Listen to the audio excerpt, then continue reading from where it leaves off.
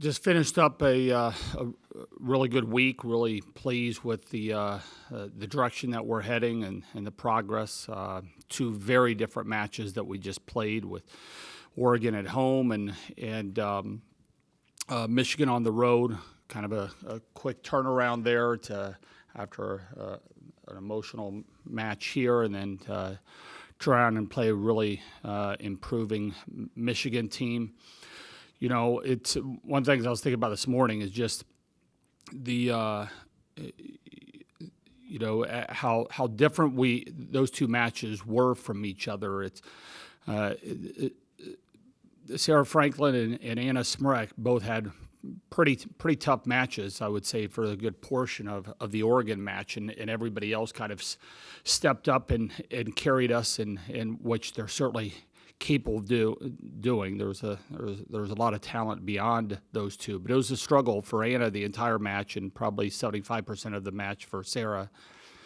Sarah, I think, passed a 1.5, 1.6 against Oregon and hit about 250, and then passes a 2.5, 2.6, which is exceptional. Having the most receptions on our team yesterday, and then hitting over 400. Just when we talk about responding, same thing with Anna. I think she hit negative, which one of the few times in her career she's hit negative against a team. She did that against Oregon, and has a hitting error first two swings against Michigan, and ends up with a season high of kills and hitting close to 500. So. We talk about responding. I would say both of those did, but we also talk about it's what you have a team for, and the ability to pick each other up I thought was on full display this weekend. We hit the road for Indiana and Purdue, and certainly looking forward to that this week.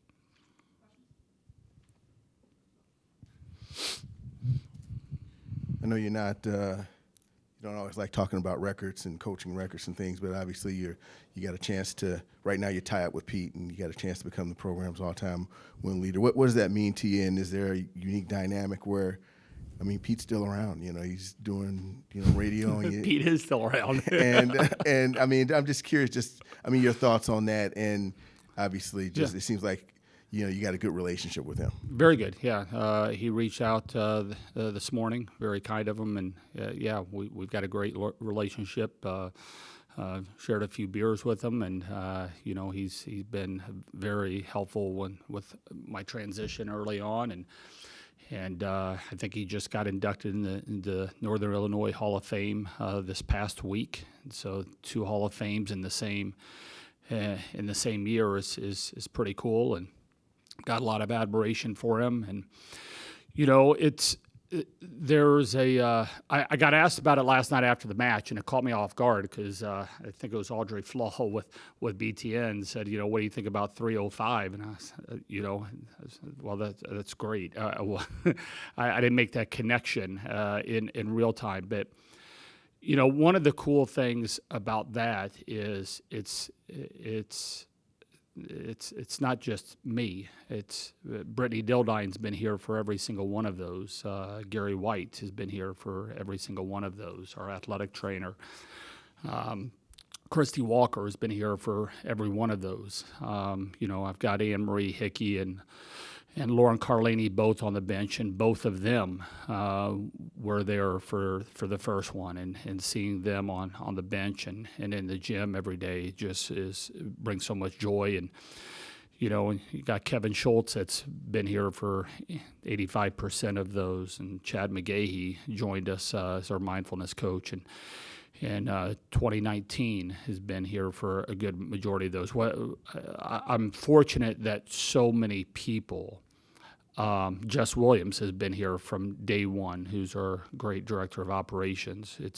Those are people that I think are as good as anybody in the business of what they do. And I've been really fortunate that it's the same crew, the same group, and I think it benefits our players in unbelievable ways. That there's a predictability, there's a flow, there's a cohesiveness, there's a joy that our staff has with each other, and that's been a major part of this. Coach, you've always championed your sport. So knowing that you get to play in Mackey this weekend in front of a humongous crowd at Purdue, did you have conversations with their staff about that idea since Yes. you've done it here? And in general, how do you feel about another big stage like that for your sport? Yeah. Now, they've done it before, but I don't think they packed it. I think they've had 2 Mackey matches prior. If I may be off one or so, but I think they've had 2. But it's been a few years since they've had them, and I don't think the building was packed like it was the other day. To me, that was one of the things that I was telling Dave a year ago, and him and I were on the phone this morning and just kind of talking about that is when you have a rivalry kind of like Indiana-Purdue, and, growing up in Muncie, you know what that is and how strong a volleyball state that is. To me, if they're going to play twice a year, every one of those ought to be in either Mackey or Assembly Hall and be able to pack that. And, I think a lot of us are getting out of our comfort zone and stretching, and fans are responding. And he said he had chills and tears in his eyes of what that was and what the feeling of that was. He was really nervous going into it. He tried something similar when he was coaching at Daleville High School, and brought out extra chairs and had probably about 4,000 people in there when Muncie Burris High School came in there, and then he got slaughtered by Burris. So he kept having those nightmares of that IU was going to do the same thing to him. But they showed up, and the fans were great, and we're going to get in there, and I know it's going to be vocal. It always is when we go to Lafayette, and it'll be a great challenge. We a lot of those matches that we played that's been very partisan, it's been at our place. When people have gotten out of it, I think us playing in front of 15,000 on the road, that might be the biggest that our players have been a part of, and so. Bring it. Oh, and along those same lines, last year I think back to, Arkansas. I think it was a huge crowd down there, and in Florida. I assume when a Purdue schedules your game, their match with you at Mackey, do you take these as compliments? In terms of, hey, this is the match we want to, showcase people. It's we've had some amazing matches over the years at our place and at their place. It seems like every match that we play, we're going 5, and we've been some brouhahas down at their place. And to me, it makes sense to play a match like that. Certainly happy that it's going to be picked up by NBC and getting it on that platform. Thought it was a little odd that we played 2 top 10 teams or top 11 teams, whatever it was, with Oregon, and it's pay-per-view. That seemed to be, maybe there's some other bigger matches going on at the same time, but the showcase matches, the top ranked teams going at each other. Playing them in big arenas and getting them on national television, it usually shows pretty well. Just how impressive is the relationship and kind of connection between Sarah and Charlie? Obviously, it's kind of an interesting dichotomy, a fifth-year senior, National Player of the Year, and a highly ranked true freshman. How impressive have they been together, and has it been what you've expected or maybe more than that, and how have they grown? Yeah, it's been a lot of growth. I was looking. I think Sarah's first 7 matches or so, I think she hit over 300 one time. It's she's still coming back from the ankle injury, if we remember the time, and Charlie's getting a feel for the type of ball that is needed, not only for Sarah but for everybody else. And then since then, Sarah's just put up some really, really remarkable numbers.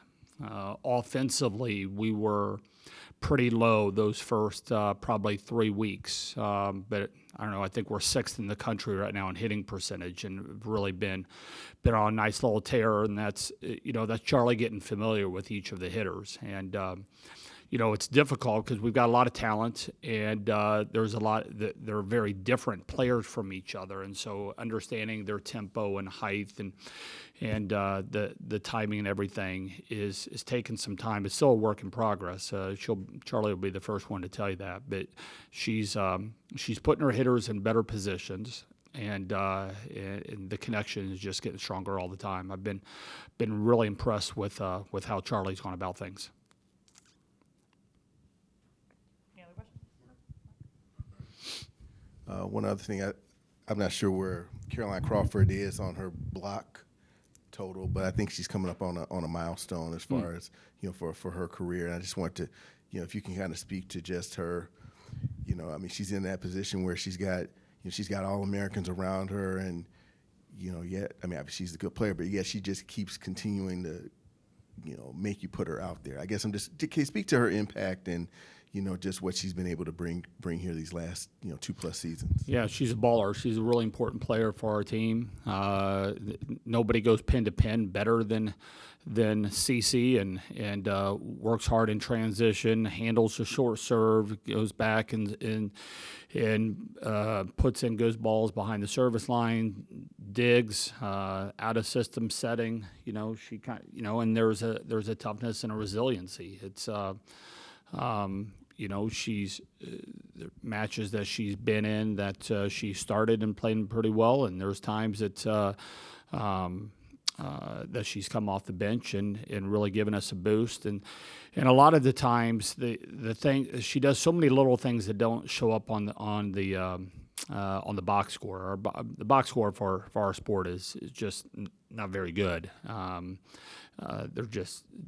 But she is the epitome of things. Her and probably Yulia Orzel are probably two of the players that I would say they do so many little things that don't even show up on the box score that just makes things flow. I didn't know she was coming up on a milestone, but she'd been playing a long time, so that doesn't surprise me so much. I have an existential question, which I think you like. Yeah. We have a society of wanting to fast forward to the end. Yeah. How the story ends. Yeah. For a team that has expectations of national championships every year and winning every match, is there a challenge for you to keep your team in the moment and to enjoy the process, the journey, and a match that you might go into as a heavy favorite? Yeah, it always is. I think that's one of the things we challenge our seniors with every year. A couple of things we talk about is what is going to be your unconditional gift. What are you going to leave behind? And so there's and how I try to get them to think about that is there's ghosts that are around the locker room or the field house or whatever that gives you the idea of what leadership is, what competing is, what selflessness is, what is embracing and pulling up a freshman. There's all these different things. So what is it that's going to be your unconditional gift that's going to be regardless of playing time, role, what the weather is, what your grades were, whether your dog died, whether your significant other cheated on you? What are you going to leave behind? And and then the other thing that we talk about is let's not get into this place where you are marking the day off the calendar. This is the last time that we're going to IU. This is the last time that this is going to happen. This is the last time that this is going to happen. That's the thief of joy. And so be where your feet are, and let's enjoy being around each other, the locker room, and things like that. It's probably a constant reminder, and but it allows you to continue to improve if you can be at that mindset. Thanks, everyone. Thanks, Hess.